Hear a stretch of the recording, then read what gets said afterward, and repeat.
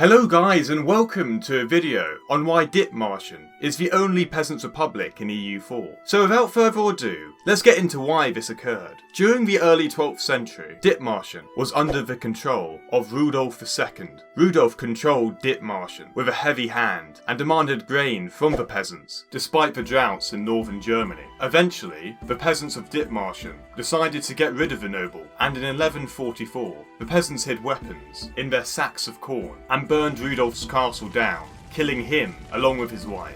His brother Hartwig, who was the Archbishop of Bremen, inherited the region, but only loosely controlled it. Consequently, Hartwig invaded Dithmarschen to take back control in 1188. The peasants agreed to acknowledge him as their overlord. However, when Hartwig left, the peasants then stopped their acknowledgement and refused to pay him tribute. Hartwig could not afford to wage a second war, and therefore this broken promise went unchallenged. While on paper, Dithmarschen was still under the control of the Archbishop of Bremen, the peasants were able to exercise a considerable amount of autonomy, and were basically free from their overlords, imposing authority over them for a number of centuries. There are two major reasons why Dithmarschen was not conquered during this time. Firstly, the region itself was a marshland, leading to economic hardship throughout the region, and the princes at the time were very weak, who didn't have the resources to take the territory, although this would change as time went on. Added to that, it was a buffer state between Denmark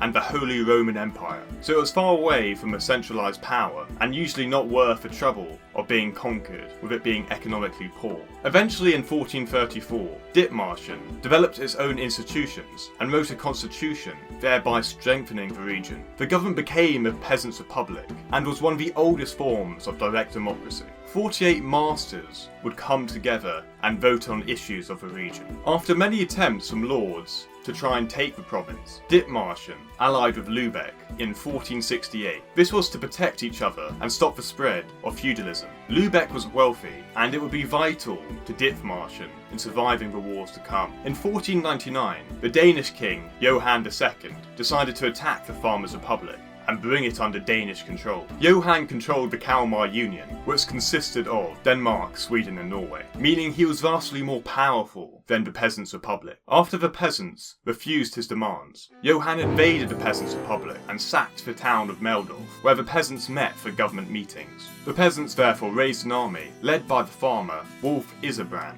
and Wolf attacked the Danish king in the village of Hemmingstad. The peasants were vastly outnumbered, roughly 15 to 1, but due to the strategic genius of Wolf Iserbrand, Dithmarschen fought on favourable terrain, nulling the advantages of the Danish king. After a hard-fought battle, the Danish king was defeated. This was a prestigious victory for the peasants, leading to them being famous throughout Europe. Dithmarschen was free from overlord rule until 1559, when the Danish king attacked once more. This time, Dithmarschen was conquered and was under the rule of Denmark, ending the Peasants' Republic lasting centuries. Despite the eventual demise of this republic in the mid-16th century, the fact this Peasants' Republic was able to last so long was impressive, given the powerful kingdoms surrounding the republic, and it should be remembered as a successful republic given the odds. Thank you guys for watching. Please do subscribe for more history content coming out soon, and make sure to check out my video on why Enrique was so terrible in EU4.